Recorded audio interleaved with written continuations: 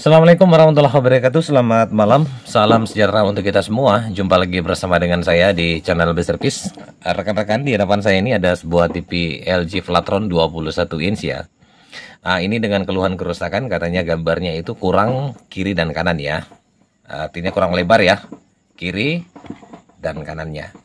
Oke, baik. Untuk kerusakan seperti ini yang saya ketahui teman-teman ya, itu ada dua ya. Biasanya terjadi kerusakan di area tegangan buffernya itu biasa drop ya teman-teman, sehingga mengakibatkan gambar tidak full seperti itu.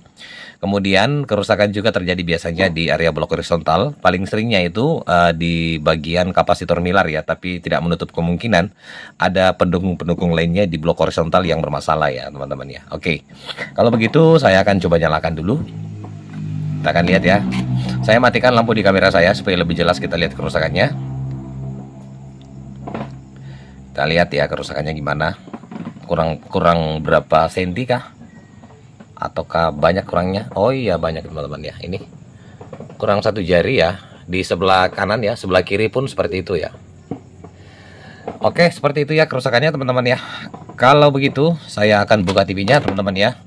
Lalu kita akan belajar bersama-sama menyelesaikan kasus TV LG Flatron dengan kerusakan gambar kurang lebar kiri dan kanannya. Tapi sebelum saya lanjut, jika teman-teman suka dengan channel saya, silakan teman-teman like ya, subscribe tadi, komen, dan jangan lupa teman-teman bagikan. Oke, baik ya, menampakkan mesin untuk TV Flatron LG ya, seperti ini. Langsung saja teman-teman kita melakukan pengecekan tegangan ya, seperti yang saya katakan di awal video. Kerusakan seperti ini ada dua ya, biasanya paling sering kali terjadi itu biasanya tegangan buffernya drop, dan yang kemudian blok horizontal yang bermasalah ya, paling sering di kapasitor milarnya ya, dan tidak menutup kemungkinan juga ada komponen pendukung lainnya. Kalau begitu saya akan coba nyalakan teman-teman ya, kita akan lihat ya. Ambil apometer saya dulu, saya coba nyalakan seperti ini. Coba saya nyalakan lampunya deh supaya lebih jelas ya. Bisa enggak? Kelihatan enggak jelas? Oke, sebentar ya. Supaya lebih jelas.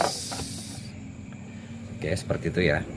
Untuk profit time-nya saya akan letakkan di kolom tabung ya.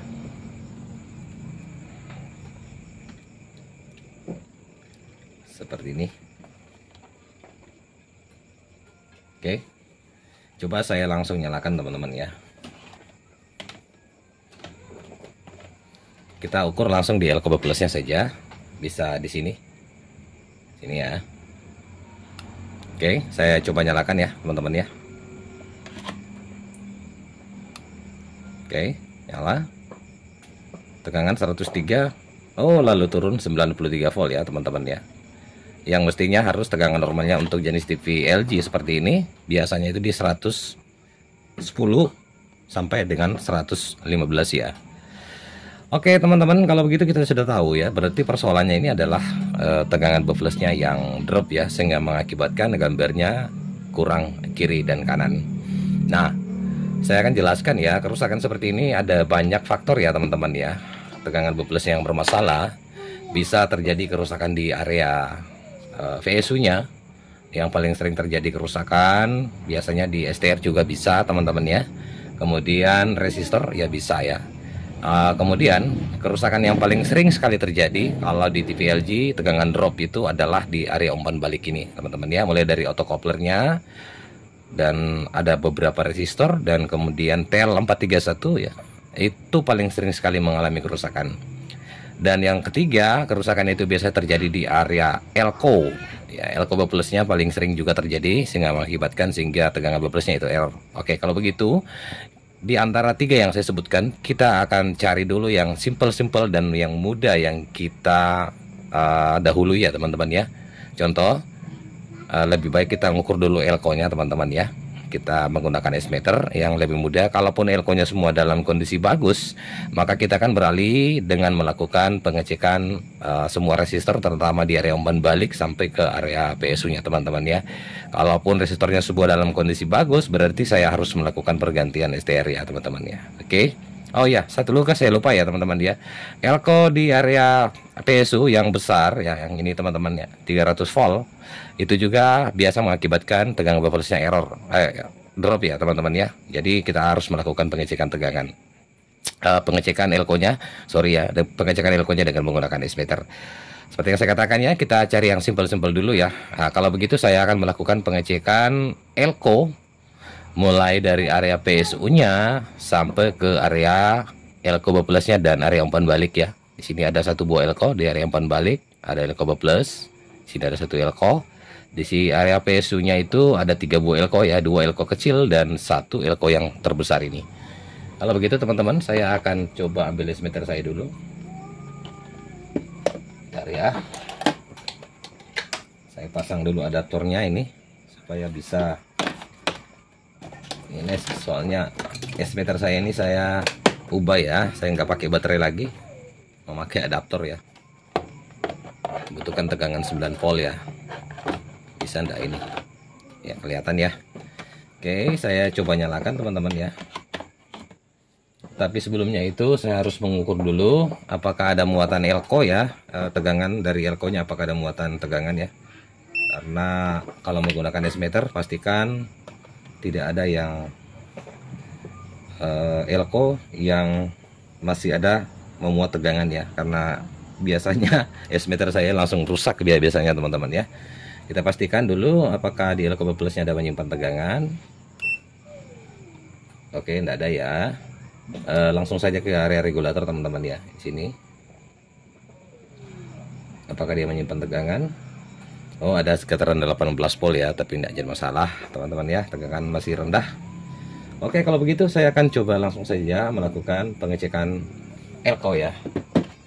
Kita mulai dari area PSU ya. Ada 3 buah elko yang saya katakan, 1 buah elko yang terbesar dan 2 buah elko kecil dekat STR. Kita akan coba jajal ya.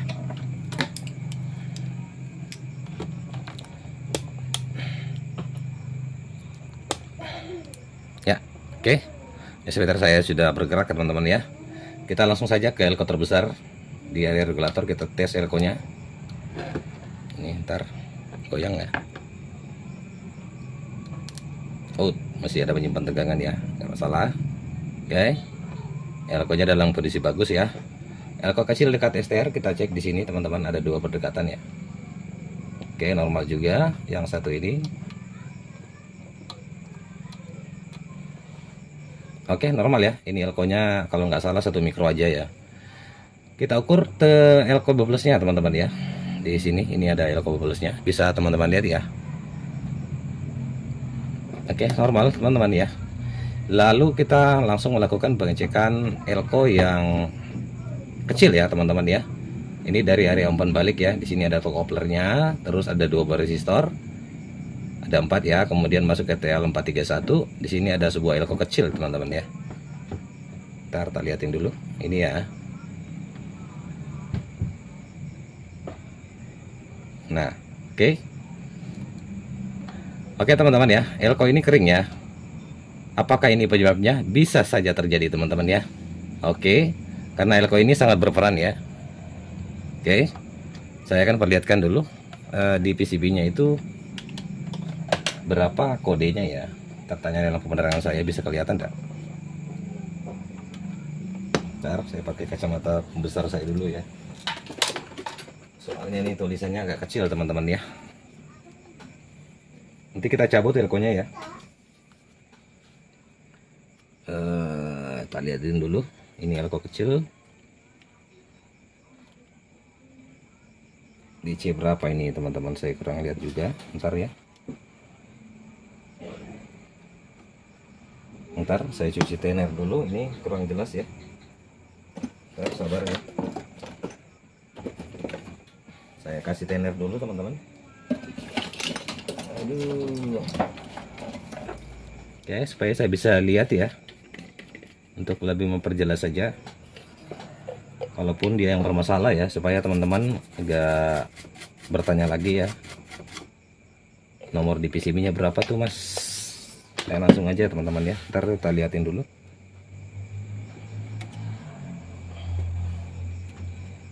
Masih nggak kelihatan ya. Kita buka aja. Nanti kita akan lihat di bagian belakang PCB ya, bagian atas ya. Oke, saya akan panaskan solder saya dulu teman-teman. Soldernya saya lupa tusukkan ya. Bentar ya. Nanti kita cek ulang lagi elko-nya kalau kita sudah cabut ya. Oke, saya akan skip dulu teman-teman. Ini solder saya, apakah bisa cepat panas ya? Kalau solder saya ini biasanya sih cepat panas teman-teman. Gak usah kita skip ya, langsung aja kita buka elkonya. Kayak udah panas ya.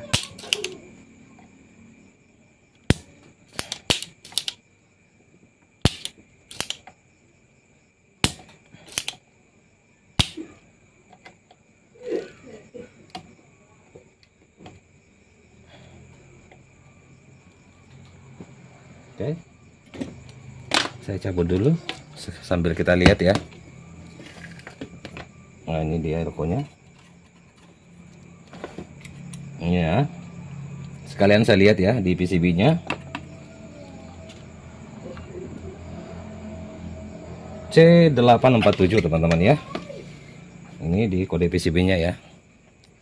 C8, supaya lebih jelas ya. C847 teman-teman ya, kode di PCB-nya. Oke, elko saya sudah buka. Ini elkonya. Saya lihat dulu berapa teman-teman. Ini biasanya menggunakan 1 mikro sih teman-teman ya. Nah ya betul ya. Oke, ini dia elkonya ya. Jadi bisa kelihatan enggak? Bisa ya, saya bacakan aja teman-teman kalau kurang jelas ya. Ini elkonya itu 1 mikro 160 volt ya. Ini dia. Oke, kalau begitu saya akan coba melakukan pergantian. Saya cari elko dulu ya. Nah, elko saya ini yang 101 mikro 160. Bentar ya. Tidak ada.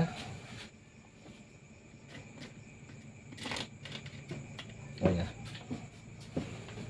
Oke, saya nemu ya. Kita matiin lampu penerangan saya supaya lebih jelas mungkin ya. Agak silau. Nih, elkonya saya mau ganti ya. Sama ya nilainya. Bentar. Nah, itu 160 1 mikro ya. Ini yang amannya ya teman-teman ya. Tuh. 160 1 mikro ya. Sekarang kita akan tes dulu dengan menggunakan S-meter ya. Apakah betul dia kering ya? Nih. Elko bawaan ya. Ini yang saya ganti nanti. Ini elko bawaannya. Saya letakkan di sini dulu. Kita cek ya. Apakah jarum S-meter saya bergerak ya setelah kita cabut dari PCB-nya. Tetap ya kering ya teman-teman ya. Tuh. Oke, ini tuh memastikan saja ya. Untuk mengukur melakukan S-meter itu biar tanpa dicabut bisa kita ketahui ya teman-teman ya. Jadi mempercepat pekerjaan ya. Oke. Ini saya mau ganti, saya akan pasang yang ini teman-teman ya. Sebagai gantinya kita akan tes dulu. Seperti ini. Oh, bentar. Oh, ternyata S-meter saya mati ya teman-teman ya. Sorry ya, saya ulangi lagi. Ini. Oke, kita ulangi lagi ya. Ke bawaan yang saya anggap kering tadi. Ntar kita konekin dulu seperti ini. Oke, konek ya. Bentar. Nah ini ya teman-teman ya, jarumnya tidak bergerak ya. Oke, sekarang elko yang saya mau pasang, kita lihat. Nah ini bagus ya teman-teman ya, nilainya 1 mikro ya, bagus ya, goyang ya jarumnya S-meter saya. Oke, saya akan pasang ya teman-teman, kita akan lihat ya hasilnya. Apakah elko ini yang mempengaruhi sehingga tegangan B plusnya pada saat dia standby ada ya 102 tadi sekitaran 105 kalau nggak salah ya teman-teman ya, dan setelah dia start dia turun ya. Jadi teman-teman jangan terkecoh ya, jangan terkecoh dari tegangan standby-nya, tapi berfokuslah tegangan pada saat TV-nya start ya. Oke, saya coba nyalakan dulu lampu penerangan saya ya. Saya pasang dulu elko-nya.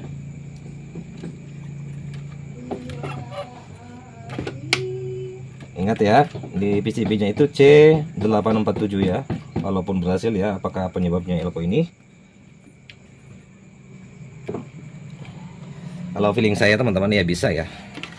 Ini kan berhubungan dengan tegangan B plus ya, jalurnya ya. Jalurnya itu dari elko B plus ya teman-teman ya. Ini jalurnya dari elko B plus ya, dia terhubung ya. Ada dari area umpan balik teman-teman, sorry ya. Saya lihat jalurnya. Oh iya, terhubung teman-teman ya. Untuk positifnya terhubung ke elko B plus ya.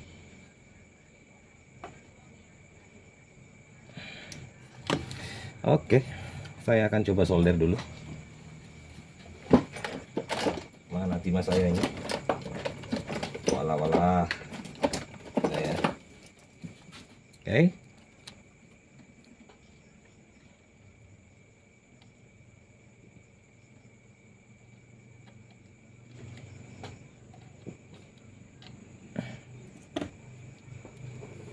Oke, sudah ya.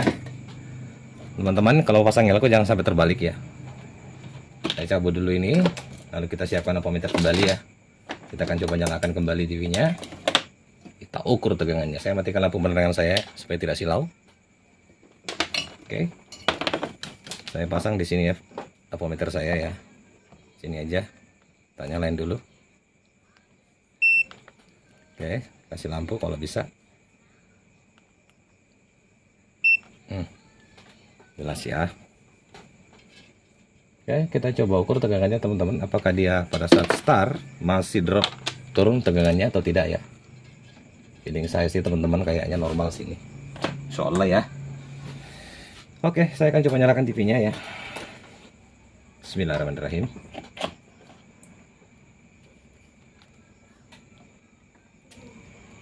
Nah, tuh teman-teman ya. Dia sudah naik tegangannya 109 ya. Ini TV-nya sudah start teman-teman. Nah, boleh kita lihat ya gambarnya di depan ya. Apakah dia masih kurang kiri dan kanan ya? Sini kita lihatin. Nah, oke, tuh gambarnya sudah oke ya.